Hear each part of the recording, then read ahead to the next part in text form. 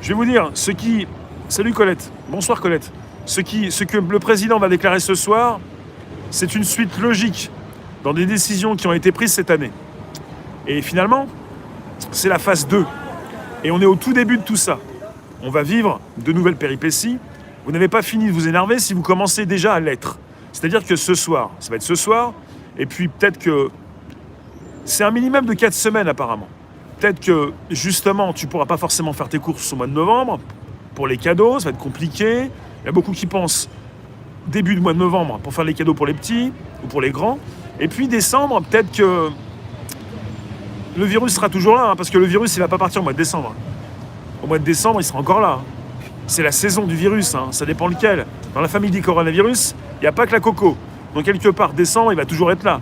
Après, s'il y a un fléchissement pour les lits de réa, parce qu'en fait, en ligne de mire, on vous parle soit des masques, soit du gel, soit des lits de réa.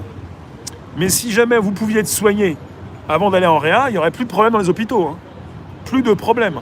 Parce que finalement, vous allez terminer en momie, avec un petit Doliprane et au lit, un suppo et au lit. Mais c'est pas qu'on veut vous soigner, c'est qu'on ne veut pas embouteiller les hôpitaux.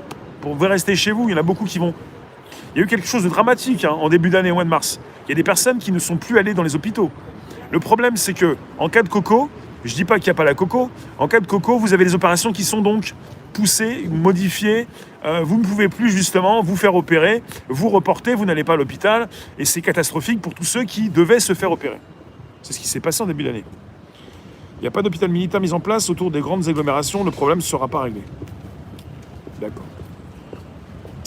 Oui, Lyon, bonsoir. Il teste la tolérance et l'obéissance des Français. Absolument. On est en phase de test.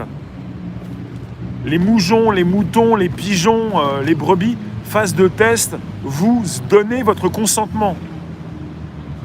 Et vous avez justement, j'ai lu certains commentaires, je ne sais pas si c'est vrai, merci Olivier, il y a quelqu'un qui a écrit quelque chose sur sa page Facebook et qui précise que le gouvernement souhaite que vous puissiez donc rester entre maximum 6 chez vous et que vos voisins puissent faire de la délation et intervenir pour en parler aux autorités si jamais vous êtes beaucoup plus de 6 chez vous. Et j'ai quelqu'un qui est intervenu sur sa page Facebook et qui précise « Ne tentez pas de faire une chose pareille », il a précisé, « Restez entre vous, entre voisins. L'État, c'est l'État. Et si jamais, dans votre quartier, dans votre immeuble, vous êtes tous en train de vous torpiller, c'est pas l'État qui va venir vous aider quand ça ira mal. Quand ça va mal, il faut s'aider, il faut s'entraider. Il ne faut pas se torpiller et se balancer. Il ne faut pas se venger et régler ses petits problèmes personnels. Parce que c'est votre voisin qui peut vous aider si jamais vous tombez de l'escalier. C'est votre voisin qui peut vous aider si jamais vous vous cognez la tête contre un objet ou un meuble chez vous. Votre voisin, il peut prévenir les urgences. Votre voisin, il peut vous aider. C'est au niveau local qu'on peut donc s'entraider et qu'on peut voir le bout du tunnel. Si le gouvernement vous dit de vous balancer entre vous tous, c'est la fin de votre vie personnelle puisque vous ne pouvez plus vous saquer, vous ne pouvez plus vous sentir, vous êtes parti dans une mauvaise direction. J'ai bien aimé cet article et ce monsieur qui prévenait tout le monde, c'est pas votre voisin, c'est bien votre voisin qui peut vous aider et c'est pas votre président qui va venir vous aider si vous tombez, si vous vous faites mal ou quoi que ce soit. Donc si c'est pour commencer à balancer son voisin, moi je vais vous dire, j'ai eu des voisins, je ne les ai pas tous aimés, mais j'ai jamais eu l'idée de les balancer. Jamais.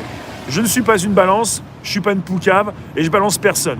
Sûrement pas mon voisin, je vous le dis. Il s'agit de protéger autour de vous. Et pour protéger, comme des grands fauves, votre territoire, protégez vos voisins. Même si votre voisin vous a fait du mal. Il ne s'agit pas de le balancer, sinon ça va terminer très mal. Il y a tout le monde se tire entre les pattes et c'est ce que veut peut-être aussi l'élite en quelque sorte. Le problème, c'est pas l'élite, c'est un problème de traitement. Oui, le traitement avec la chloroquine, il est interdit. Il n'est pas prescrit, il n'est pas forcément mis en avant. Et pour les IHU du professeur Raoult, c'est terminé, il ne pourra plus prescrire sa chloroquine. Donc, vous avez sur des plateaux de télévision, parce qu'ils sont bêtes, ils ne sont pas super réfléchis. Après, je ne juge pas la tête, t'as le physique que t'as, mais dans la tête, il faut vraiment que tu puisses faire, je sais pas, tu fais du sport, tu t'organises. Ils n'ont pas le temps, ils sont tout le temps par Mont et par Vaux. Mais quelque part, sur des plateaux, il y en a qui dérapent. Ils auraient mieux fait d'avoir des fiches pour penser que lorsque il faut mentir, il faut bien mentir. quelque part, certains dérapent. Vous avez des médecins sur des plateaux qui disent